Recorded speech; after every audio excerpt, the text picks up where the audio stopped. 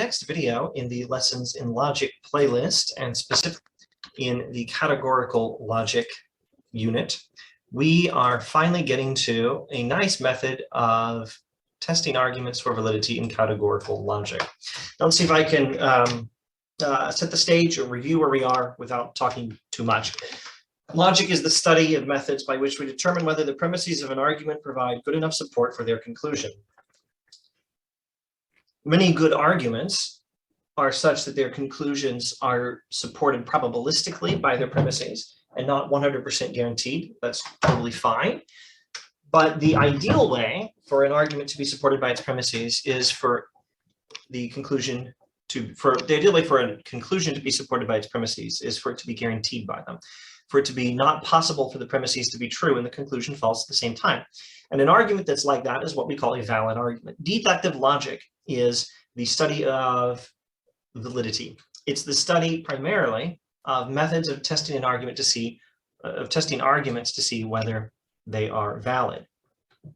Now, validity in an argument depends on form, not content, meaning it depends on the way we reason about things, not on the things we reason about.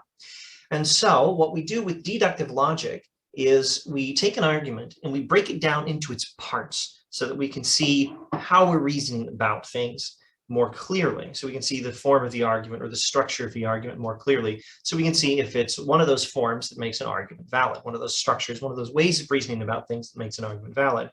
The two basic strategies for breaking down an argument, the tea is too hot. The two basic strategies for breaking down an argument into its parts to test it for validity, to see its structure more clearly so we can then test it for validity. The two basic ways are, one, break it down into its small statements, its atomic statements, its statements that are not made of any other statements. Like if I say, if it is raining, then the sidewalk is wet, the sidewalk is not wet, therefore it's not raining. We have the smallest statements, it is raining and the sidewalk is wet.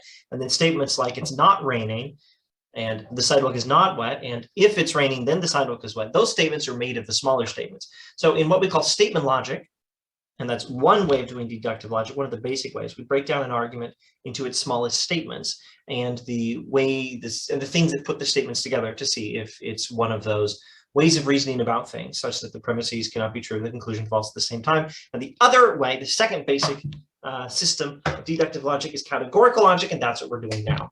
And in categorical logic, we break down an argument into its constituent terms and into all the rest of the argument that puts the terms together to see if the way we're reasoning about things makes the argument valid. Now, a term is a noun or a noun phrase that stands for a category or group or a set of things. Now, in categorical logic, we have this funny issue in philosophy of language. Every categorical statement, well, let's pause and say, what is a categorical statement? A categorical statement is a statement that connects one category to another by using one term and another term, like all guinea pigs are mammals. My tea is too hot to drink just now. These are categorical propositions, connecting the category of guinea pigs and the category of mammals and the category of things that are my tea and things that are too hot to drink right now. So a categorical proposition is either affirmative or negative. If I say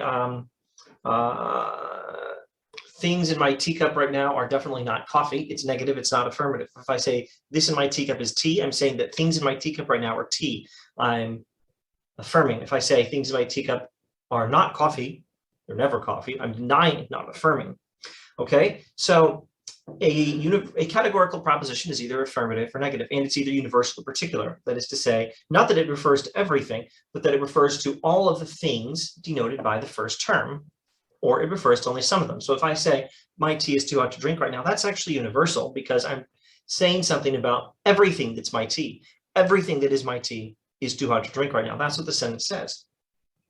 Whereas if I say some of the things in this cup are highlighters, not pens, it's particular. I'm not saying something about everything in this cup. So a categorical proposition could be universal or particular, and it could be affirmative or negative. And accordingly, there are four standard forms for categorical propositions. And we want to put all our categorical propositions into one of those four standard forms. And those standard forms are A, E, I, and O. A for universal affirmative, and that form is all S or P. E for universal negative, and that form is no S or P.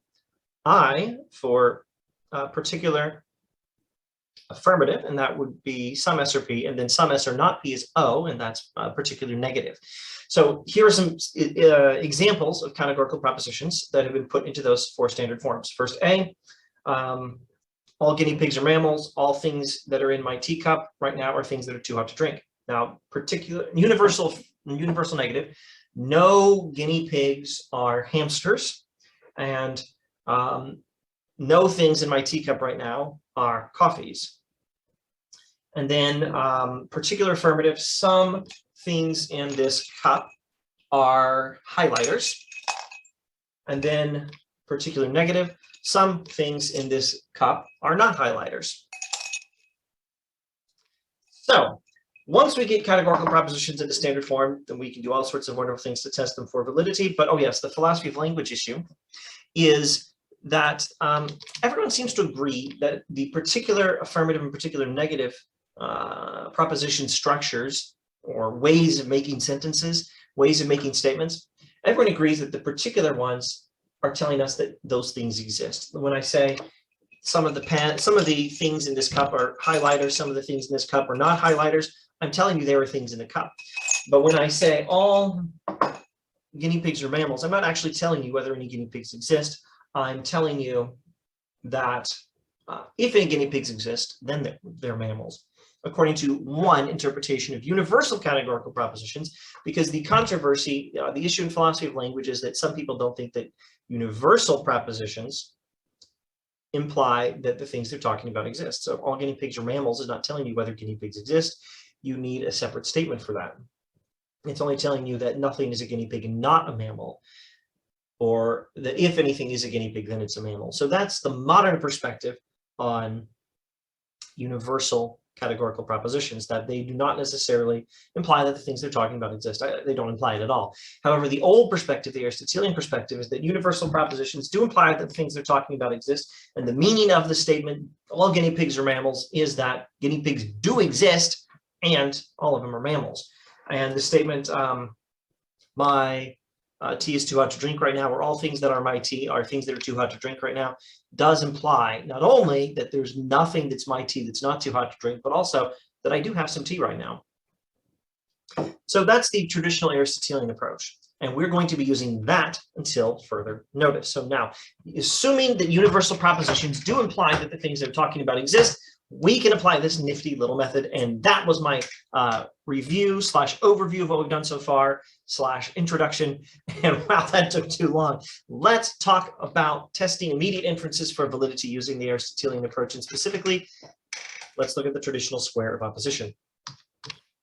Now, before we look at the traditional square of opposition, actually, I better define immediate inferences before I do anything else. What an ugly typo there. An immediate inference is an argument with only one premise. There, that was easy. A corresponding proposition is a proposition using the same terms in the same place.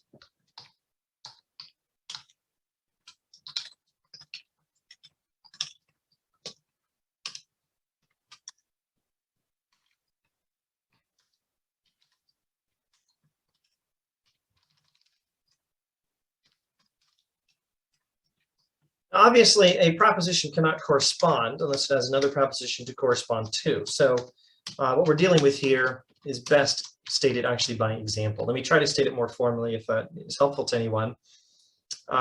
Here's a more formal definition of a corresponding proposition. A proposition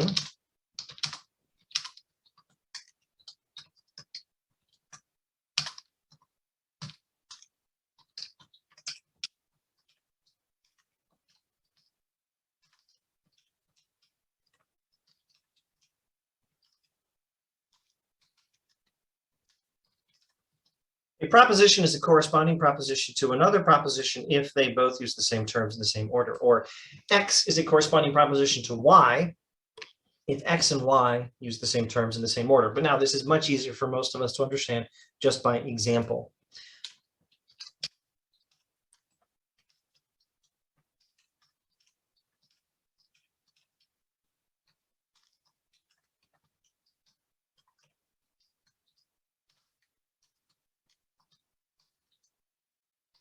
All guinea pigs are mammals, and some guinea pigs are mammals are corresponding propositions.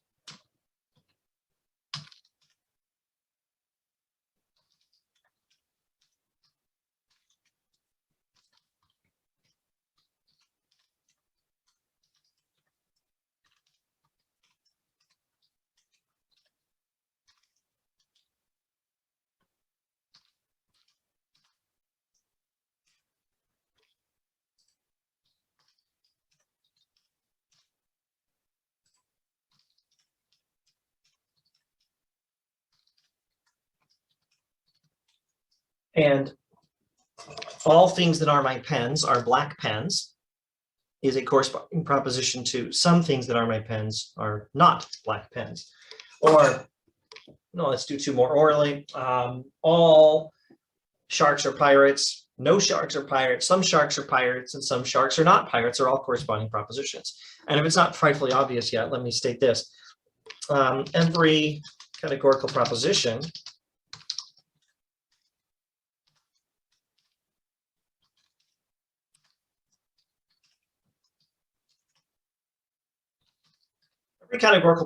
has three corresponding propositions. Every categorical proposition is either universal affirmative, universal negative, particular affirmative, particular negative, i.e. it can be put into the standard forms A, E, I, or O, and therefore it has three corresponding propositions. If it's A, its corresponding propositions are the EIOs. If it's E, its corresponding propositions are the AIOs. If it's I, the corresponding propositions are the AEOs, and if it's O, then the corresponding propositions are the AEIs. So another example, all people who are marked are people who fidget with things on their desks. The corresponding propositions to this one are no people who are marked are people who fidget with things on their desks. Some people who are marked are people who fidget with things on their desks. And some people who are marked are not people who fidget with things on their desks. Now, if we know, now let's get closer to the payoff here. If we know that a categorical proposition is true or false, we can know whether a number of the corresponding propositions are true or false. We can make a number of immediate inferences. And you're already thinking this in all likelihood. You're already thinking, wait, some of these things are true and some aren't. Like if all guinea pigs are mammals, as for its corresponding proposition, no guinea pigs are mammals and some guinea pigs are not mammals. Those can't be true if all guinea pigs are mammals. Yeah, they can't be true. Corresponding doesn't mean they fit together logically. It means they fit together structurally. And since you probably don't know what I just said, let me try to say it in different words. When I say two propositions are corresponding, I don't mean they fit together logically or one supports the other or they go together. One is true at the same time as the other or false at the same time as the other. No, I just mean their terms correspond. I mean, they're talking about the same things, but in totally different ways, which means that, of course, they're not always going to be true or always going to be false at the same time. In fact, just the opposite. If it's true that all guinea pigs are mammals, that tells you that some guinea pigs are mammals, and that tells you that some guinea pigs are, and that tells you that it's false that some guinea pigs are not mammals. And if it's true that all guinea pigs are mammals, that also tells you that it's false that no guinea pigs are mammals. So if you know that a categorical proposition is true or false, you can know whether some of the corresponding propositions are true or false, which means you can make some immediate inferences, some arguments with only one premise, such as all guinea pigs are mammals, therefore some guinea pigs are mammals. There you go. That's what we're doing. All guinea pigs are mammals, therefore it's false that no guinea pigs are mammals. All guinea pigs are mammals, therefore it's false that some guinea pigs are not mammals. All people who are mark are, let's go from a false one now to a true one or to another false one. It's false that no people who are mark are people who fidget with things on their desks. Yeah, I'm fidgeting with this right now. Here, I can fidget with two of them at the same time. It is false that no people who are mark are people who fidget with things on their desks. Therefore, it is true that all people who are mark, actually, no, you can't make that conclusion. It is false that no people who are mark are people who fidget with things on their desks. Therefore, it's true that some people who are mark are people who fidget with things on their desks. And it's true that some people, no, it's false that some people, it's false that no people who are mark are people who fidget with things on their desks. That's false. It's false that no people who are mark are people who fidget with things on their desks. And there's only one inference you can make from that. That it's therefore true that some people who are mark are people who fidget with things on their desk. You can't actually go from an E proposition being false to an A proposition being true. Example, it's false that all mammals are guinea pigs. That doesn't tell you that it's true that all mammals are guinea pigs. The only thing it tells you is that it's true that some mammals are guinea pigs, right? So what we're talking about today in this video is which of these immediate inferences are valid and which are not. Because there are 4 different kinds of categorical proposition. Each one has 3 corresponding propositions. And for each of these sets of 2 corresponding propositions, you could reason the first one is true, therefore the other one is false, or the first one is true, therefore the other one is true, or vice versa. Which means there's a total of, oh my goodness, I'm going to make this video too long if I do this in my head here. Let me just see if I can figure out the right number. Okay, here's how we can do it. Start with the A, then we'll multiply by 4 and we're done. If an A proposition is true, you might conclude that its corresponding EI or O is true, or that its corresponding EI or O is false. So there's 6 possible inferences you might make from an A proposition being true. Then there's another 6 possible inferences you might make for an A proposition being false, which means there's 12 inferences you might make from an A proposition being true or false. And that means there's 12 times 4 total, which means there's 48 total. There are 48 total inferences you might make. There are 48 total immediate inferences you might make from an A, E, I, or O proposition being either true or false. But most of them are not valid. The traditional square proposition is a way of keeping track of which ones are valid and which ones are not, helping you remember that it's valid to go from an A to an I when they're both true. All guinea pigs are mammals, some guinea pigs are therefore mammals, but you can't go from it's not true that all mammals are guinea pigs to therefore it is true that no mammals are guinea pigs. That inference doesn't work. So we want to keep track of which of these 48 inferences are valid, and the traditional square proposition is a really good way of keeping track of it. Now, that's all introduction to what we're about to do. Now, what we're about to do is going to be, I hope, a lot more fun than anything we've done on this whole playlist so far. I certainly enjoy it. What we're about to do is look over the information, look over the traditional square proposition, look over the way of keeping track of which of these 48 inferences are valid and which are not. But we're going to look over that information in several different ways. 1, 2, 3, 4. I think we're going to look over it in 4 ways. Maybe the simplest way actually is this, just a chart. You can totally just do a simple chart here. How many inferences are valid? Inferences that are valid are going to be either from a true proposition or from a false proposition. They're going to be either to a true proposition or to a false proposition. So if an A proposition is true, its corresponding I proposition is true.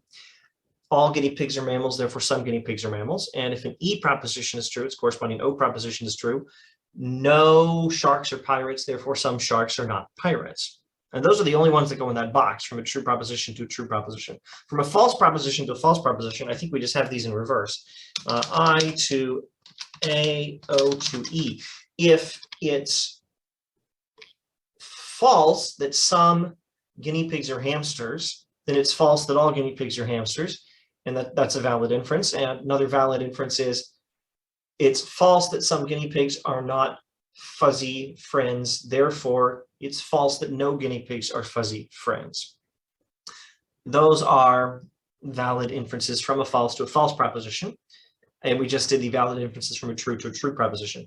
Now, we have more to go in the other boxes. Valid inferences from a true proposition to a corresponding proposition being false. Well, A to O.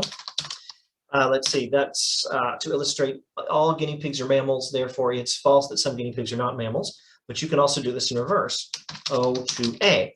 If it's, let's see, from false, wait, what box was I just filling in there?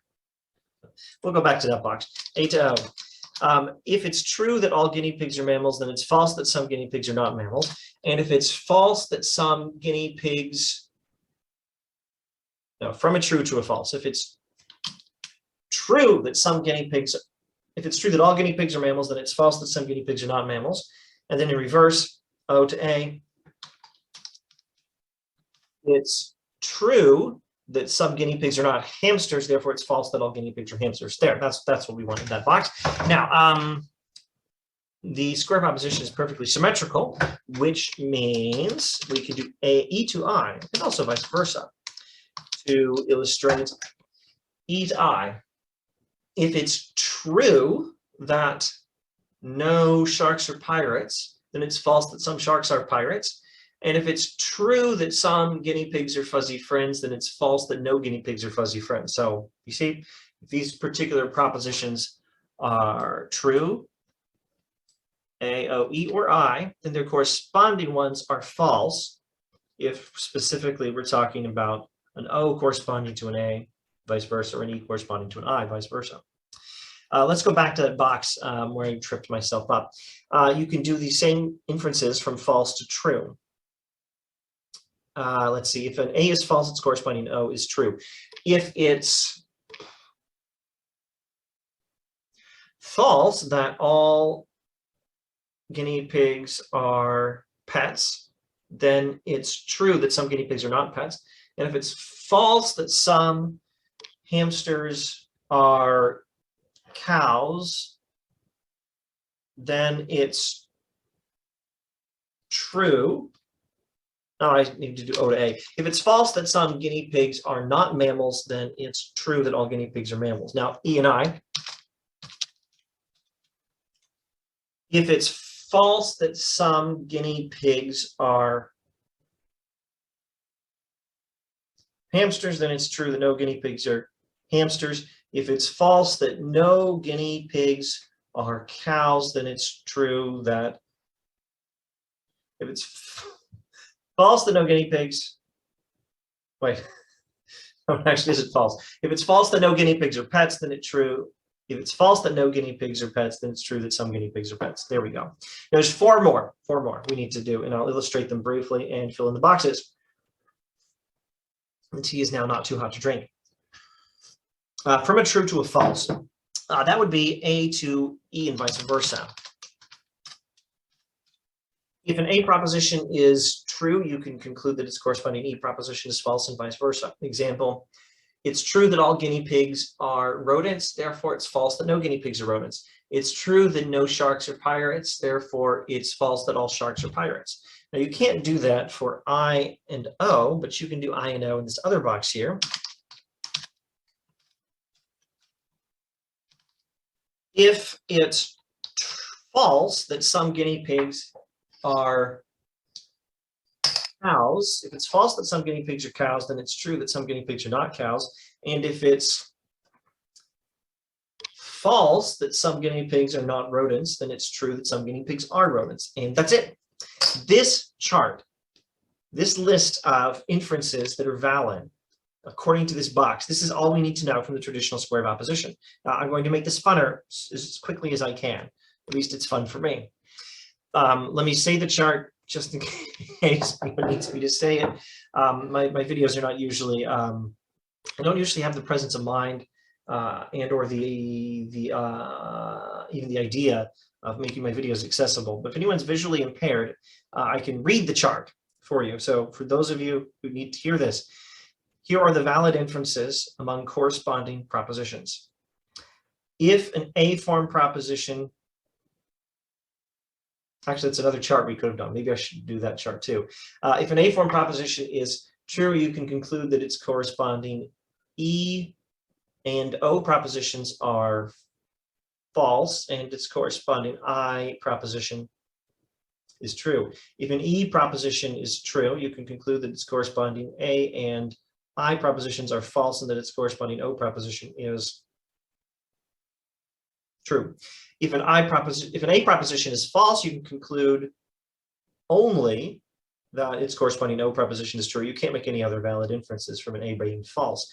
If an E proposition is false, you can conclude that its corresponding I proposition is true, and that's the only valid inference you can make. If an I proposition is true, you can conclude that its corresponding E proposition is false. And if an I proposition is false, you can conclude that its corresponding A and O propositions are Oh, wait, if an I proposition is false, you conclude this corresponding A proposition is false, its corresponding E proposition is true, and its corresponding O proposition is, oh my goodness. If an I proposition is false, you can conclude that its corresponding A proposition is false, its corresponding E proposition is true, and its corresponding O proposition is true. And now for the O's, if an O proposition is true, you can conclude that its corresponding A proposition is false, and that's it. If an O proposition is false, you can conclude that its corresponding I proposition and A proposition are true, and you can conclude nothing whatsoever about its corresponding E proposition. Or now reading the chart, here are the valid inferences. From a true to a true proposition, A to I, E to O. From a true to a false proposition, A to O, O to A, E to I to E, A to E, E to A. From a false to a true proposition, A to O, O to A, E to I to E, I to O, O to I. From a false proposition to a false proposition, I to A, rather, and O to E. Now here is a way the information in the traditional square of opposition is sometimes presented in a logic textbook. It's a terribly boring way of presenting the information. It's my least favorite. Two propositions are subcontraries if one is false, the other is true. Two propositions are contraries if one is true, the other is false. Two propositions are subcontraries if one is false, the other is true. Sorry, did I just say subcontraries? Two propositions are contradictories if one is false, the other is true. And if one is true, the other is false. Proposition X is a superaltern to proposition Y. If X is true, Y is true. Proposition Y is a subaltern to proposition X. If Y is false, X is false. And what that means is when you look at this particular version of the chart where we have A in the upper left corner, E in the upper right corner, I in the lower left corner, O in the lower right corner, A and D are contraries, which just means if one is true, the other is false. E and O are in a superaltern and subaltern relationship. E is superaltern, O is subaltern. A and I are in the same relationship. A is superaltern, I is subaltern, which just means E implies O and A implies A. Now that means if one is true, the other is true. If E is true, O is true, and if A is true, I is true. But that implication can work backwards with falsity. If O is false, E is false, and if A is false, I is false, because that's how implication works. If one statement implies another, then when the other one is false, that implies that the first one is false. And then I and O are contraries, no, subcontraries, because if one is false, then the other is true. So A and E, in other words, A and E propositions, A and E corresponding propositions, corresponding A and E propositions cannot both be true at the same time. Corresponding I and O propositions cannot both be false at the same time. A universal proposition implies its particular corresponding proposition. Let me see if I can say that more precisely. A universal proposition implies its corresponding proposition of the same quality, meaning affirmative or negative, but a different quantity, meaning particular, not universal. And then finally, A and O and I and E have the contradictory relationship. In other words, they can't both be true at the same time, and they can't both be false at the same time. One is true, one is false, always. A and O, one is true, one is false, always. E and I, one is true, one is false, always. You could, if you like, think of A and O as contraries plus subcontraries, and E and I also. A and E cannot both be true at the same time. A and E cannot both be true at the same time. A and O cannot both be true at the same time. E and I cannot both be true at the same time. They are what we call contraries. I and O are what we call subcontraries, meaning they cannot both be false at the same time. A and O are also subcontraries because they cannot both be false at the same time. E and I are subcontraries. They cannot both be false at the same time. Now, this means just keeping track of this boring chart that's on the screen here with some vocabulary words on it, memorizing the vocabulary words. It's miserable. I hate it. This is one perfectly respectable way of knowing the information in the traditional square of opposition, but I still hate it. It's terribly boring. I don't like it. I want a pretty chart. for keeping track of these out. Let's count them. My brain says 16. 1, 2, 3, 4, 5, 6, 7, 8, 9, 10, 11, 12, 13, 14, 15, 16, 16. These 16 inferences, 7, 8, 9, 10, I'm double counting, 11, 12, 13, 14, 15, 16. There are better ways of keeping track of these 16 inferences. Now here is one of my favorite. Hang on, let me make a slight adjustment here. There we go. I need to rearrange the things on the screen. I needed to rearrange the things on the screen and change some of the terminology. Lest anyone be distracted. Sorry about that. If there was anything contrary to your theology here, this should be totally safe. We're not doing theology here. Okay, so here's our traditional square of opposition, and here is a way I like to do it. Let's make that one black.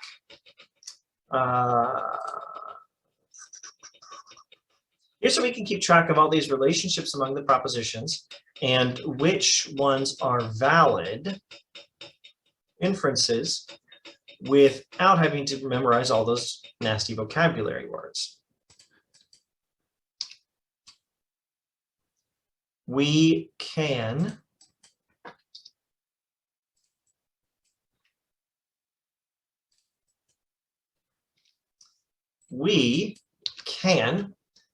put some pretty arrows on the screen now. Here are the valid inferences. If all fruits are food, it follows that some fruits are food. If no sharks are pirates, it follows that some sharks are not pirates.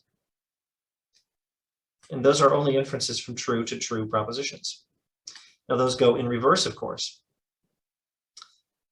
If it's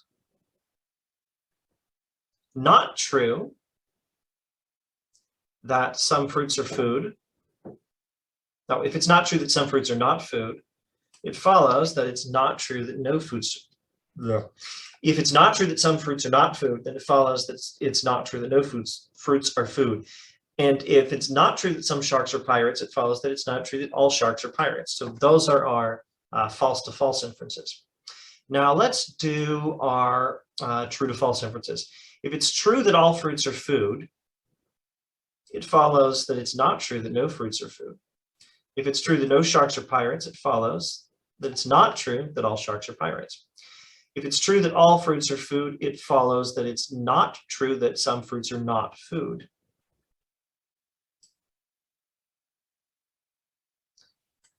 And vice versa. It's not true that some fruits are not food, therefore all fruits are food. No sharks are pirates, therefore it's not true that some sharks are pirates. And it's not true that some sharks are pirates, therefore no sharks are pirates. So that inference also goes both ways, E to I. Now let's see. We want our inferences from one proposition is false to another proposition is true.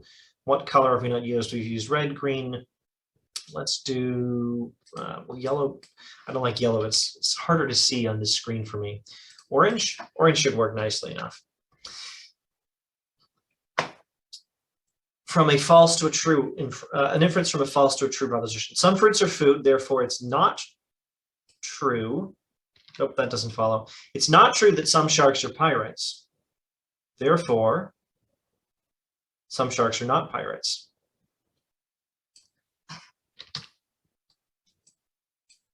And it's not true that some fruits are not food. Therefore, some fruits are food. And then finally, we can do our contradictory relationships using the same orange from false to true. It's not true that all sharks are pirates. Therefore, some sharks are not pirates. And vice versa. Some sharks are not pirates. Therefore, it's not true that all sharks are pirates. It's not true that no fruits are food. Therefore, some fruits are food. And vice versa, some fruits are food, therefore it's not true that no fruits are food. Now, once you have all the arrows in place, it can be terribly confusing. It's difficult to do this without having the arrows awkwardly crisscrossing each other. I don't have a good strategy for this. Although I'm pretty sure it can be done. If I've ever done it, I just didn't keep a strategy in my head. I just worked it out on paper. This is the version of the traditional square of opposition I give to my own kids. I think it's probably on the whole the best one. Lay out true and false statements for each proposition, AEIO, and lay out what are all the valid inferences you can make from them, and you have 16 errors here. 1, 2, 3, 4, 5, 6, 7, 8, 9, 10, 11, 12, 13, 14, 15, 16. Now this, as I say, is one way of understanding the information in the traditional square of opposition, and I think it is on the whole my favorite. Now it might not be good enough for you if you're in a logic class and your teacher wants you to memorize these vocabulary words, subcontraries, contraries, contradictories, but I think it will be great to, I think it's great to understand the material this way, and depending on what you need, or if you're not even in a logic class, or if your logic teacher doesn't care, this is a good way of keeping track of the information, and it's on the whole my favorite. But here's another one I like. I like to make pretty totally color-coded versions, and you have to include a key or legend. So I'll do that now, and I will do that on Microsoft Paint.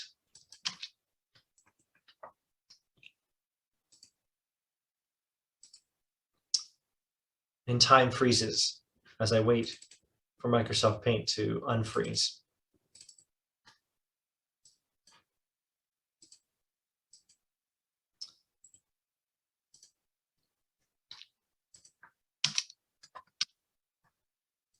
Okay, so first I set up my TSO, traditional square of opposition, nothing to do with the Trans-Siberian Orchestra. And then I make a legend or key off to the side.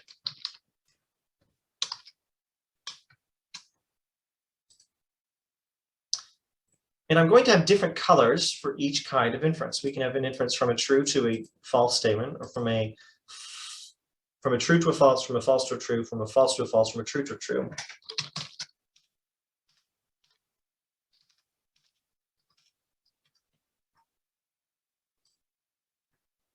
Darn.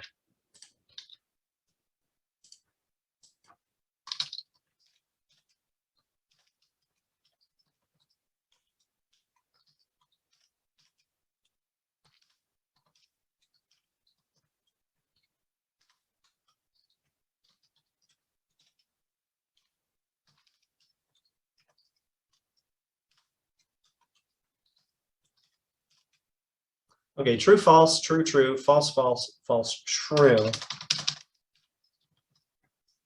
Now, the first thing is I need to make my legend properly readable. Oh, I suppose this will work if I can just find the right space for it. And I won't find the right space for it because I need to put some colors over here, because that's what my legend is doing. So over here makes sense. There we go. Now I just put them in an order that makes me feel better. True to false, true to true. Let's put true to true first. Inference from a true to true statement, we'll give that one color. Inference from true to false, we'll give that one other color. Inference from a false to true, we'll give that another color. Inference from a false to a false, we'll give that another color. Now, let's go to, yes, that will do nicely. An inference from a true to a true statement will be a red arrow.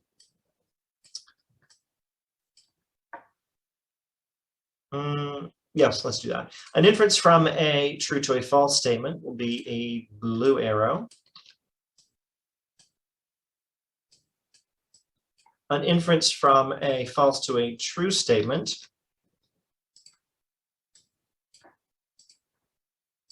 false to true, will color that purple. And let's do green. An inference from a false to a false statement will be green. I usually like to fill in the true trues and false falses first because they're so easy. At least my brain works that way. So here's our traditional square of opposition with nice color coding. We have the inference from an O being false to its corresponding E being false, and from an I being false to its corresponding A being false. It's false that some sharks are not pirates, therefore it's, actually that's true. It's false that some guinea pigs are not rodents, therefore it's false that no guinea pigs are rodents. It's false that some sharks are pirates, therefore it's false that all sharks are pirates. Now let's do our reds. If A is true, its corresponding I is true. And if an E is true, its corresponding O is true. All guinea pigs are mammals, therefore some guinea pigs are mammals. No sharks are hamsters, therefore some sharks are not hamsters. Now for A to O contradictories, we can make this go both ways. If an A is true, its corresponding O is false, and vice versa. And then E to I, same deal. If an E is true, its corresponding I is false, and vice versa. And then true to false. Oh, there's two more true to false inferences. If A is true, then its corresponding E proposition is false, and vice versa. Now we do our purples. If I is false, its corresponding O proposition is true, and vice versa. And here we're doing the subcontraries. Purple is subcontrary. They can't both be false at the same time. Therefore, if an I is false, its corresponding E is true, and vice versa. And if an O is false, its corresponding A is true, and vice versa. And I have the wrong color on part of an arrow upper left. Let's fix that. There we go. There we go. There's the traditional square of opposition color-coded version.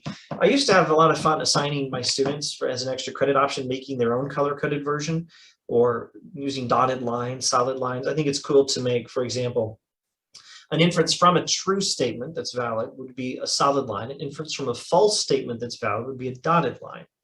And then you would have different colors. Inference to a true statement would be red, and inference to a false statement would be blue.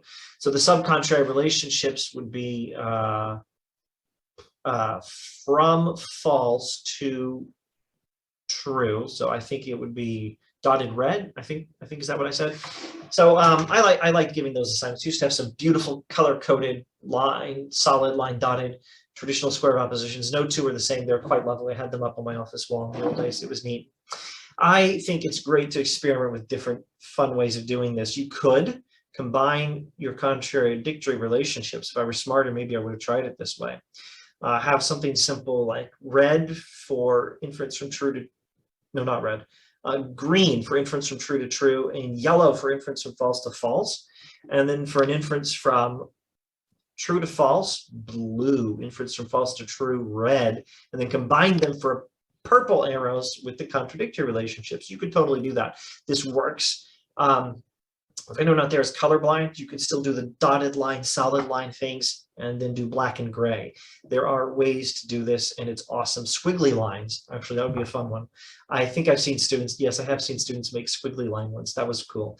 There's any number of ways you can do this. The important thing, though, is just to remember that there are these 16 valid inferences. A to I, if they're both true, but in reverse, I to A, if they're both false. Same with E to O. The traditional square of opposition is perfectly symmetrical. And then all the other valid ones, I'm not going to say them again and again and again. Let's end this video. Thanks for watching. I hope this was helpful.